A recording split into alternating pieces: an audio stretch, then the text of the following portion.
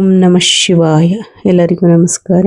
ಇಂದು ಈ ವಿಡಿಯೋದ ಮೂಲಕ ಮೀನರಾಶಿಯವರ ಜಾತಕದ ಫಲಿತಾಂಶಗಳ ಬಗ್ಗೆ ತಿಳಿದುಕೊಳ್ಳೋಣ. ನಿಮ್ಮ ಜೀವನದಲ್ಲಿ ಇತ್ತೀಚೆಗೆ ಒಬ್ಬ ಹೊಸ ವ್ಯಕ್ತಿಯ ಪರಿಚಯವಾಗಿದೆಯೇ ಅಥವಾ ಶೀಘ್ರದಲ್ಲೇ ಹೊಸ ವ್ಯಕ್ತಿಯೊಬ್ಬರು ನಿಮ್ಮ ಜೀವನಕ್ಕೆ ಬರಲಿದ್ದಾರೆಯೇ? ಹಾಗಾದರೆ ಈ ವಿಡಿಯೋವನ್ನು ತಪ್ಪದೆ ಕೊನೆಯವರೆಗೂ ನೋಡಿ, ಏಕೆಂದರೆ ಆ ಹೊಸ ವ್ಯಕ್ತಿಯ ಆಗಮನವೇ ನಿಮ್ಮ ಜೀವನದ ದಿಕ್ಕನ್ನು ಸಂಪೂರ್ಣವಾಗಿ ಬದಲಾಯಿಸಬಹುದು. ಜ್ಯೋತಿಷ್ಯ ಶಾಸ್ತ್ರದ ಪ್ರಕಾರ ಕೆಲವು ವಿಶೇಷ ರಾಶಿಯವರಿಗೆ ಇದು ಅತ್ಯಂತ ಮಹತ್ವದ ದಿನ. ಗ್ರಹಗಳ ಸಂಚಾರ ಮತ್ತು ದೈವಾನುಗ್ರಹದ ಪರಿಣಾಮವಾಗಿ ಅವರ ಜೀವನದಲ್ಲಿ ದೊಡ್ಡ ಬದಲಾವಣೆಗಳು ಆರಂಭವಾಗಲಿವೆ. ಇದುವರೆಗೆ ನೀವು ಅನುಭವಿಸಿದ ಕಷ್ಟಗಳು, ಅವಮಾನಗಳು, ಆರ್ಥಿಕ ತೊಂದರೆಗಳು ಮತ್ತು ಮನಸ್ಸಿನ ನೋವುಗಳು ನಿಧಾನವಾಗಿ ದೂರವಾಗುವ ಸಮಯ ಬಂದಿದೆ. ಆದರೆ ಈ ಶುಭ ಸಮಯ ಬರುವ ಮೊದಲು ದೇವರು ಕೆಲವು ದಿವ್ಯ ಸಂಕೇತಗಳನ್ನು ನೀಡುತ್ತಾನೆ. ಆ ಸಂಕೇತಗಳನ್ನು ಗುರುತಿಸಿದವರು ಜೀವನದಲ್ಲಿ ದೊಡ್ಡ ಯಶಸ್ಸನ್ನು ಪಡೆಯುತ್ತಾರೆ. ಇಂದಿನ ಈ ವಿಡಿಯೋದಲ್ಲಿ ಆ 5 ದಿವ್ಯ ಸಂಕೇತಗಳು ನಿಮ್ಮ ಜೀವನದಲ್ಲಿ ಆಗಲಿರುವ ಪ್ರಮುಖ ಬದಲಾವಣೆಗಳು ಮತ್ತು ಕೊನೆಯಲ್ಲಿ ಒಂದು ಅತ್ಯಂತ ಶಕ್ತಿಯುತ ಮಂತ್ರವನ್ನು ತಿಳಿಸುತ್ತೇನೆ. ಈ ಮಂತ್ರವನ್ನು ಭಕ್ತಿಯಿಂದ ಜಪಿಸಿದರೆ ನಿಮ್ಮ ಜೀವನದಲ್ಲಿರುವ ನಕಾರಾತ್ಮಕ ಶಕ್ತಿಗಳು ದೂರವಾಗಿ ಯಶಸ್ಸಿನ ದಾರಿಗಳು ತೆರೆಯುತ್ತವೆ ಎಂದು ಭಕ್ತರು ನಂಬುತ್ತಾರೆ. ಹಾಗಾಗಿ ಈ ವಿಡಿಯೋವನ್ನು ಕೊನೆಯವರೆಗೂ ತಪ್ಪದೆ ನೋಡಿ. ಇಂತಹ ಧಾರ್ಮಿಕ ಮತ್ತು ಜ್ಯೋತಿಷ್ಯ ಸಂಬಂಧಿತ ವಿಡಿಯೋಗಳನ್ನು ಇಷ್ಟಪಡುವವರು ನಮ್ಮ ಚಾನಲ್ಗೆ ಸಬ್ಸ್ಕ್ರೈಬ್ ಮಾಡಿ, ವಿಡಿಯೋಗೆ ಒಂದು ಲೈಕ್ ನೀಡಿ. ಹಾಗೆಯೇ ಕಾಮೆಂಟ್ನಲ್ಲಿ ಭಕ್ತಿಯಿಂದ ಓಂ ನಮಃ ಶಿವಾಯ, ಭಗವಂತನ ಕೃಪೆ ಸದಾ ನಿಮ್ಮ ಮತ್ತು ನಿಮ್ಮ ಕುಟುಂಬದ ಮೇಲೆ ಇರಲಿ. ಈಗ ಇಂದಿನ ಮುಖ್ಯ ವಿಷಯಕ್ಕೆ ಬರೋಣ. ಸ್ನೇಹಿತರೆ, ಈ ರಾಶಿಯವರ ಜೀವನದಲ್ಲಿ ದೇವರು ನೀಡಿರುವ ಒಂದು ವಿಶೇಷ ವರವಿದೆ. ಅದು ಏನೆಂದರೆ, ನಿಮ್ಮ ಹೃದಯ ತುಂಬ ಶುದ್ಧವಾಗಿರುತ್ತದೆ. ನೀವು ಯಾರನ್ನು ನೋಯಿಸಲು ಬಯಸುವುದಿಲ್ಲ. ಯಾರಿಗಾದರೂ ಸಹಾಯ ಮಾಡುವ ಅವಕಾಶ ಸಿಕ್ಕರೆ ಹಿಂದೆ ಸರಿಯುವುದಿಲ್ಲ. ನಿಮ್ಮ ಬಳಿಗೆ ಬರುವವರು ನಿಮ್ಮ ಸಲಹೆ ಮತ್ತು ಮಾತುಗಳನ್ನು ನಂಬುತ್ತಾರೆ. ನಿಮ್ಮ ಜೀವನದಲ್ಲಿ ಎಷ್ಟೇ ಕಷ್ಟಗಳು ಬಂದರೂ ನೀವು ಯಾರ ಮುಂದೆ ಕೈ ಚಾಚುವವರಲ್ಲ. ನಿಮ್ಮ ಪರಿಶ್ರಮದ ಮೇಲೆಯೇ ನಂಬಿಕೆ ಇಡುವವರು. ಅದರ ಕಾರಣಕ್ಕೆ ಕೆಲವರು ನಿಮ್ಮನ್ನು ಗೌರವಿಸುತ್ತಾರೆ. ಆದರೆ ಇದೇ ಒಳ್ಳೆಯ ಗುಣದಿಂದ ಕೆಲವರು ನಿಮ್ಮನ್ನು ದುರುಪಯೋಗಪಡಿಸಿಕೊಳ್ಳಲು ಪ್ರಯತ್ನಿಸುತ್ತಾರೆ. ನೀವು ಒಮ್ಮೆ ನಂಬಿದ ವ್ಯಕ್ತಿಯನ್ನು ಸಂಪೂರ್ಣವಾಗಿ ನಂಬುತ್ತೀರಿ. ಇದೇ ಕಾರಣಕ್ಕೆ ಹಿಂದೆ ಹಲವಾರು ಬಾರಿ ಮೋಸ, ನಿರಾಸೆ ಮತ್ತು ಮನಸ್ಸಿನ ನೋವನ್ನು ಅನುಭವಿಸಿದ್ದೀರಿ. ಆದರೂ ನಿಮ್ಮ ಒಳ್ಳೆಯತನ ಬದಲಾಗಿಲ್ಲ. ಇದೀಗ ನಿಮ್ಮ ಜೀವನದಲ್ಲಿ ಒಂದು ಹೊಸ ತಿರುವು ಬರಲಿದೆ. ಜ್ಯೋತಿಷ್ಯ ನಂಬಿಕೆಯ ಪ್ರಕಾರ ಒಬ್ಬ ಹೊಸ ವ್ಯಕ್ತಿಯ ಪರಿಚಯ ನಿಮ್ಮ ಅದೃಷ್ಟವನ್ನು ಬದಲಾಯಿಸುವ ಪ್ರಮುಖ ಕಾರಣವಾಗಬಹುದು. ಅವರು ಸ್ನೇಹಿತರಾಗಬಹುದು, ಉದ್ಯೋಗಕ್ಕೆ ಸಂಬಂಧಿಸಿದವರಾಗಬಹುದು, ವ್ಯವಹಾರದ ಪಾಲುದಾರರಾಗಬಹುದು ಅಥವಾ ನಿಮಗೆ ಸರಿಯಾದ ದಾರಿಯನ್ನು ತೋರಿಸುವ ಮಾರ್ಗದರ್ಶಕರಾಗಿರಬಹುದು. ಅವರ ಮೂಲಕ ನಿಮ್ಮ ಹೊಸ ಅವಕಾಶಗಳು, ಹೊಸ ಆಲೋಚನೆಗಳು ಮತ್ತು ಹೊಸ ದಾರಿಗಳು ತೆರೆದುಕೊಳ್ಳುವ ಸಾಧ್ಯತೆ ಇದೆ. ಇದುವರೆಗೆ ನಿಂತಿದ್ದ ಕೆಲವು ಕೆಲಸಗಳು ಮತ್ತೆ ಚಲನೆ ಪಡೆಯಲಿವೆ. ನೀವು ಬಹಳ ದಿನಗಳಿಂದ ಕಾಯುತ್ತಿದ್ದ ಒಂದು ಶುಭ ಸುದ್ದಿ ಕೂಡ ಶೀಘ್ರದಲ್ಲೇ ನಿಮ್ಮನ್ನು ತಲುಪುವ ಸಾಧ್ಯತೆ ಇದೆ. ಆದರೆ ಒಂದು ವಿಷಯವನ್ನು ಮರೆಯಬೇಡಿ, ಎಲ್ಲರನ್ನು ಕಣ್ಣು ಮುಚ್ಚಿ ನಂಬಬೇಡಿ. ಹೊಸ ಸಂಬಂಧಗಳನ್ನು ಸ್ವೀಕರಿಸಿ, ಆದರೆ ವಿವೇಕದಿಂದ ಮುಂದುವರಿಯಿರಿ. ಒಳ್ಳೆಯ ಅವಕಾಶ ಮತ್ತು ತಪ್ಪು ನಿರ್ಧಾರದ ನಡುವೆ ಇರುವ ಅಂತರ ಕೆಲವೊಮ್ಮೆ ತುಂಬ ಚಿಕ್ಕದಾಗಿರುತ್ತದೆ. ಆದ್ದರಿಂದ ಪ್ರತಿಯೊಂದು ಹೆಜ್ಜೆಯನ್ನು ಯೋಚಿಸಿ ಇಡಿ, ಏಕೆಂದರೆ ಈ ಸಮಯದಲ್ಲಿ ನೀವು ತೆಗೆದುಕೊಳ್ಳುವ ಸರಿಯಾದ ನಿರ್ಧಾರವೇ ನಿಮ್ಮ ಭವಿಷ್ಯವನ್ನು ಬದಲಾಯಿಸಬಹುದು. ಸ್ನೇಹಿತರೆ, ಈಗ ನಿಮ್ಮ ಜೀವನದಲ್ಲಿ ನಡೆಯಲಿರುವ ಅತ್ಯಂತ ಮುಖ್ಯವಾದ ಬದಲಾವಣೆಯ ಬಗ್ಗೆ ತಿಳಿಯೋಣ. ಕಳೆದ ಕೆಲವು ತಿಂಗಳುಗಳಿಂದ ಅಥವಾ ವರ್ಷಗಳಿಂದ ನೀವು ಹಣಕಾಸಿನ ಸಮಸ್ಯೆ, ಸಾಲದ ಒತ್ತಡ ಅಥವಾ ಕೈಗೆ ಬರಬೇಕಿದ್ದ ಹಣ ತಡವಾಗುತ್ತಿರುವ ಕಾರಣದಿಂದ ಸಾಕಷ್ಟು ಮಾನಸಿಕ ಒತ್ತಡ ಅನುಭವಿಸುತ್ತಿದ್ದೀರಿ. ಆದರೆ ಈಗ ಪರಿಸ್ಥಿತಿ ನಿಧಾನವಾಗಿ ಬದಲಾಗಲು ಆರಂಭವಾಗುತ್ತದೆ. ಜ್ಯೋತಿಷ್ಯ ನಂಬಿಕೆಯ ಪ್ರಕಾರ ನಿಮ್ಮ ಪರಿಶ್ರಮಕ್ಕೆ ತಕ್ಕ ಪ್ರತಿಫಲ ಸಿಗುವ ಸಮಯ ಹತ್ತಿರ ಬಂದಿದೆ. ಬಹಳ ದಿನಗಳಿಂದ ನಿಂತಿದ್ದ ಕೆಲಸಗಳು ಪೂರ್ಣಗೊಳ್ಳುವ ಸಾಧ್ಯತೆ ಇದೆ. ಬಾಕಿ ಉಳಿದ ಹಣ ಕೈಗೆ ಬರುವ ಯೋಗವು ಕಾಣುತ್ತಿದೆ. ಉದ್ಯೋಗದಲ್ಲಿರುವವರಿಗೆ ಹಿರಿಯ ಅಧಿಕಾರಿಗಳಿಂದ ಮೆಚ್ಚುಗೆ ಸಿಗಬಹುದು.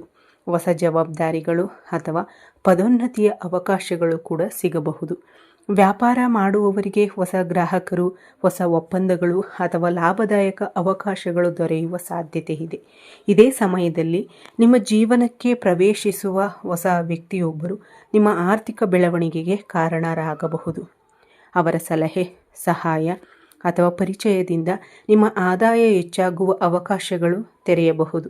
ಆದರೆ ಒಂದು ವಿಷಯವನ್ನು ಯಾವತ್ತೂ ಮರೆಯಬೇಡಿ. ಆದಾಯ ಹೆಚ್ಚಾಗಿದೆ ಎಂದು ಅನಗತ್ಯ ಖರ್ಚು ಮಾಡಬೇಡಿ. ಇಂದು ಉಳಿಸುವ ₹1 ನಾಳೆಯ ದೊಡ್ಡ ಸಮಸ್ಯೆಯಿಂದ ನಿಮ್ಮನ್ನು ಕಾಪಾಡಬಹುದು. ನೀವು ಭೂಮಿ, ಮನೆ, ಚಿನ್ನ ಅಥವಾ ಇತರ ಸ್ಥಿರಾಸ್ತಿ ಖರೀದಿಸುವ ಬಗ್ಗೆ ಯೋಚಿಸುತ್ತಿದ್ದರೆ ಸರಿಯಾದ ಸಲಹೆ ಪಡೆದು ಮಾತ್ರ ನಿರ್ಧಾರ ತೆಗೆದುಕೊಳ್ಳಿ. ಈ ಸಮಯದಲ್ಲಿ ಆತುರಕ್ಕಿಂತ ವಿವೇಕವೇ ನಿಮ್ಮ ದೊಡ್ಡ ಬಲ. ನೀವು ಎಷ್ಟೇ ದುಡಿದರೂ ನಿಮ್ಮ ಪರಿಶ್ರಮದ ಹಣವನ್ನು ಕಾಪಾಡಿಕೊಳ್ಳುವುದು ಕೂಡ ಅಷ್ಟೇ ಮುಖ್ಯ.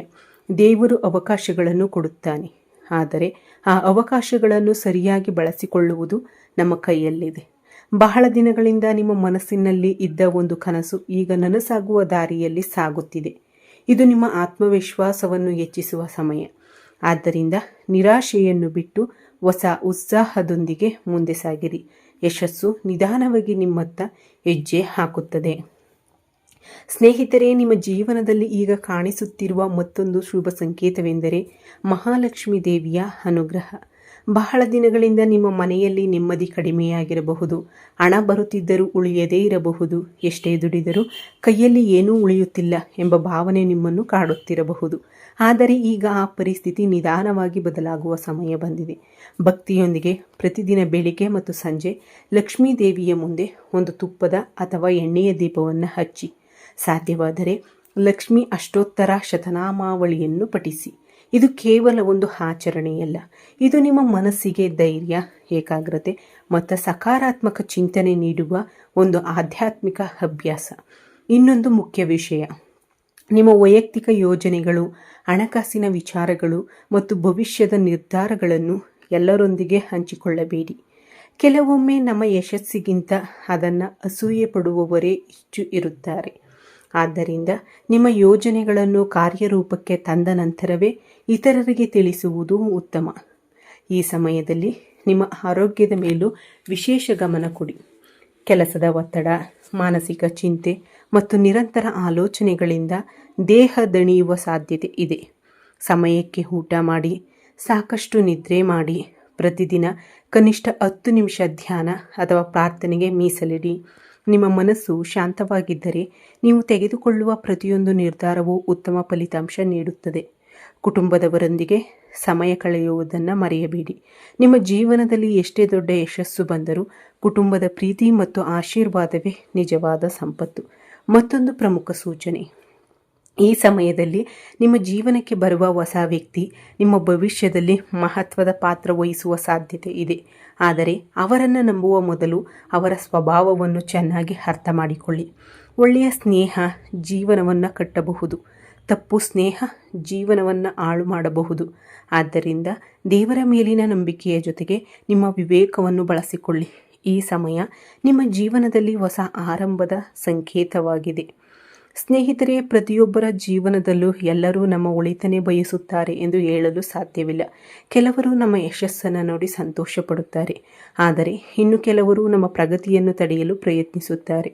ನೀವು ಸಹ ಇತ್ತೀಚಿನ ದಿನಗಳಲ್ಲಿ ಯಾವುದೇ ಕಾರಣವಿಲ್ಲದೆ ವಿರೋಧ, ಅಪಪ್ರಚಾರ ಅಥವಾ ಅನಗತ್ಯ ತೊಂದರೆಗಳನ್ನು ಎದುರಿಸುತ್ತಿದ್ದರೆ ಅದರಿಂದ ಹೆದರಬೇಕಾಗಿಲ್ಲ. ಈ ಸಮಯದಲ್ಲಿ ನಿಮ್ಮ ಗುರುಬಲ ನಿಧಾನವಾಗಿ ಹೆಚ್ಚಾಗುತ್ತಿದೆ ಎಂಬ ನಂಬಿಕೆ ಇದೆ. ಇದರಿಂದ ನಿಮ್ಮ ವಿರುದ್ಧ ಇದ್ದ ಅನೇಕ ಅಡೆತಡೆಗಳು ಒಂದೊಂದಾಗಿ ದೂರವಾಗಲು ಆರಂಭವಾಗಬಹುದು. ಆದರೆ ನೆನಪಿಡಿ, ಕೋಪ ಎಂದಿಗೂ ಸಮಸ್ಯೆಗೆ ಪರಿಹಾರವಲ್ಲ. ಕೋಪದಿಂದ ತೆಗೆದುಕೊಂಡ ಒಂದು ನಿರ್ಧಾರ ವರ್ಷಗಳ ಪರಿಶ್ರಮವನ್ನೇ ಹಾಳು ಮಾಡಬಹುದು. ಆದ್ದರಿಂದ ಯಾವುದೇ ಪರಿಸ್ಥಿತಿಯಲ್ಲೂ ತಾಳ್ಮೆಯಿಂದ ಮಾತನಾಡಿ. ನಿಮ್ಮ ಯಶಸ್ಸಿಗೆ ಉತ್ತರ ಕೊಡುವುದು ನಿಮ್ಮ ಕೆಲಸವಾಗಿರಲಿ, ನಿಮ್ಮ ಮಾತಲ್ಲ. ಇದೇ ಸಮಯದಲ್ಲಿ ದೇವರ ಆರಾಧನೆಗೆ ಹೆಚ್ಚು ಮಹತ್ವ ನೀಡಿ. ಸಾಧ್ಯವಾದರೆ ಸೋಮವಾರ ಅಥವಾ ಪ್ರತಿದಿನ ಬೆಳಿಗ್ಗೆ ಸಮೀಪದ ಶಿವನ ದೇವಾಲಯಕ್ಕೆ ಭೇಟಿ ನೀಡಿ ಭಕ್ತಿಯಿಂದ ಪರಮಶಿವನ ದರ್ಶನ ಮಾಡಿ. ನಿಮ್ಮ ಮನಸ್ಸಿನ ಕಷ್ಟ, ಆತಂಕ ಮತ್ತು ಆಸೆಗಳನ್ನು ಶಿವನ ಪಾದದಲ್ಲಿ ಅರ್ಪಿಸಿ. ಭಕ್ತಿಯೊಂದಿಗೆ ಮಾಡುವ ಪ್ರಾರ್ಥನೆ ಮನಸ್ಸಿಗೆ ಅಪಾರ ಶಾಂತಿಯನ್ನು ನೀಡುತ್ತದೆ. ಮನೆಯಿಂದ ಹೊರಡುವ ಮೊದಲು ಹಿರಿಯರ ಆಶೀರ್ವಾದ ಪಡೆಯಿರಿ. ತಂದೆ ತಾಯಿಯ ಆಶೀರ್ವಾದ ಅನೇಕ ಸಂದರ್ಭಗಳಲ್ಲಿ ಆತ್ಮವಿಶ್ವಾಸವನ್ನು ಹೆಚ್ಚಿಸುತ್ತದೆ. ಇನ್ನೊಂದು ಮುಖ್ಯ ಸಲಹೆ, ಯಾರಿಗೂ ಸುಲಭವಾಗಿ ಜಾಮೀನು ನಿಲ್ಲಬೇಡಿ. ಯಾರ ಮಾತನ್ನು ಪರಿಶೀಲಿಸದೆ ನಂಬಬೇಡಿ. ಹಣಕಾಸಿನ ವ್ಯವಹಾರಗಳಲ್ಲಿ ಎಚ್ಚರಿಕೆಯಿಂದ ಇರಿ. ಈ ಸಮಯದಲ್ಲಿ ನಿಮ್ಮ ಬುದ್ಧಿವಂತಿಕೆಯೇ ನಿಮ್ಮ ದೊಡ್ಡ ರಕ್ಷಣೆ. ಭಗವಂತನು ಅವಕಾಶವನ್ನು ಕೊಡುತ್ತಾನೆ, ಆದರೆ ಸರಿಯಾದ ನಿರ್ಧಾರವನ್ನು ತೆಗೆದುಕೊಳ್ಳುವುದು ನಮ್ಮ ಜವಾಬ್ದಾರಿ. ನಿಮ್ಮ ಜೀವನದಲ್ಲಿ ಈಗ ಹೊಸ ಅಧ್ಯಾಯ ಆರಂಭವಾಗುತ್ತಿದೆ. ಧೈರ್ಯದಿಂದ ಮುಂದೆ ನಡೆಯಿರಿ.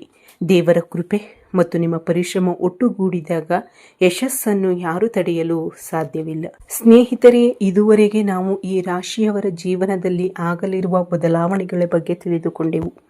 ಒಬ್ಬ ಹೊಸ ವ್ಯಕ್ತಿಯ ಆಗಮನ, ಹಣಕಾಸಿನ ಪರಿಸ್ಥಿತಿಯ ಸುಧಾರಣೆ, ಕುಟುಂಬದಲ್ಲಿ ಸಂತೋಷ, ದೇವರ ವಿಶೇಷ ಅನುಗ್ರಹ, ಇವೆಲ್ಲವೂ ನಿಮ್ಮ ಜೀವನದಲ್ಲಿ ಹೊಸ ಅಧ್ಯಾಯದ ಆರಂಭವಾಗಬಹುದು.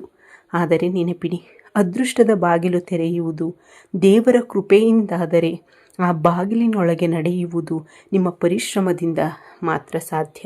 ಆದ್ದರಿಂದ ಯಾವುದೇ ಅವಕಾಶವನ್ನು ನಿರ್ಲಕ್ಷಿಸಬೇಡಿ. ನಿಮ್ಮ ಗುರಿಯ ಕಡೆ ಆತ್ಮವಿಶ್ವಾಸದಿಂದ ಹೆಜ್ಜೆ ಇಡಿ. ಇಂದಿನ ವೈಫಲ್ಯಗಳನ್ನು ನೆನೆದು ಬೇಸರ ಪಡಬೇಡಿ. ಬದಲಾಗಿ ಅವುಗಳನ್ನು ನಿಮ್ಮ ಯಶಸ್ಸಿನ ಪಾಠಗಳನ್ನಾಗಿ ಮಾಡಿಕೊಳ್ಳಿ. ಇನ್ನೊಂದು ಮುಖ್ಯ ವಿಷಯ, ನಿಮ್ಮ ಜೀವನದಲ್ಲಿ ಈಗ ಹೊಸ ಜನರು ಬರಬಹುದು, ಆದರೆ ಎಲ್ಲರನ್ನೂ ಒಂದೇ ರೀತಿಯಾಗಿ ನಂಬಬೇಡಿ. ಒಳ್ಳೆಯವರನ್ನು ಹೃದಯದಿಂದ ಸ್ವೀಕರಿಸಿ. ಕೆಟ್ಟ ಉದ್ದೇಶ ಇರುವವರಿಂದ ವಿವೇಕದಿಂದ ದೂರವಿರಿ. ಇದು ನಿಮ್ಮ ಯಶಸ್ಸಿನ ರಹಸ್ಯವಾಗುತ್ತದೆ. ಈಗ ನಾನು ಹೇಳಲಿರುವ ಈ ಪವಿತ್ರ ಮಂತ್ರವನ್ನು ಪ್ರತಿದಿನ ಬೆಳಿಗ್ಗೆ ಅಥವಾ ಸಂಜೆ 11 ಬಾರಿ ಭಕ್ತಿಯಿಂದ ಜಪಿಸಿ. ಓಂ ನಮಃ ಶಿವಾಯ. ಮತ್ತೊಮ್ಮೆ ಓಂ ನಮಃ ಶಿವಾಯ. ಈ ಪಂಚಾಕ್ಷರಿ ಮಂತ್ರವನ್ನು ಭಕ್ತಿಯಿಂದ ಜಪಿಸುವುದರಿಂದ ಮನಸ್ಸಿಗೆ ಶಾಂತಿ, ಧೈರ್ಯ ಮತ್ತು ಸಕಾರಾತ್ಮಕ ಚಿಂತನೆ ದೊರೆಯುತ್ತದೆ ಎಂದು ಶಿವಭಕ್ತರು ನಂಬುತ್ತಾರೆ. ಭಗವಂತನ ಮೇಲೆ ನಂಬಿಕೆ ಇಡಿ. ನಿಮ್ಮ ಪರಿಶ್ರಮದ ಮೇಲೆ ವಿಶ್ವಾಸ ಇಡಿ. ಒಳ್ಳೆಯ ಕಾರ್ಯಗಳನ್ನು ಮುಂದುವರಿಸಿ. ನಿಮ್ಮ ಜೀವನದಲ್ಲಿ ಖಂಡಿತವಾಗಿಯೂ ಶುಭ ಬದಲಾವಣೆಗಳು ಆರಂಭವಾಗುತ್ತವೆ. ಈ ವಿಡಿಯೋ ನಿಮಗೆ ಇಷ್ಟವಾದರೆ ಒಂದು ಲೈಕ್ ಮಾಡಿ. ಇನ್ನು ನಮ್ಮ ಚಾನಲ್ಗೆ ಸಬ್ಸ್ಕ್ರೈಬ್ ಮಾಡದಿದ್ದರೆ ಈಗಲೇ ಸಬ್ಸ್ಕ್ರೈಬ್ ಮಾಡಿ. ನಿಮ್ಮ ಭಕ್ತಿ ಮತ್ತು ನಂಬಿಕೆಯ ಸಂಕೇತವಾಗಿ ಕಮೆಂಟ್ನಲ್ಲಿ ಓಂ ನಮಃ ಶಿವಾಯ ಎಂದು ತಪ್ಪದೇ ಬರೆಯಿರಿ. ಆ ಭಗವಂತನ ಕೃಪೆ ನಿಮ್ಮ ಮೇಲೆ ಮತ್ತು ನಿಮ್ಮ ಕುಟುಂಬದ ಮೇಲೆ ಸದಾ ಇರಲಿ. ಜೈ ಶ್ರೀರಾಮ್. ಹರ ಹರ ಮಹಾದೇವ್. ಓಂ ನಮಃ ಶಿವಾಯ.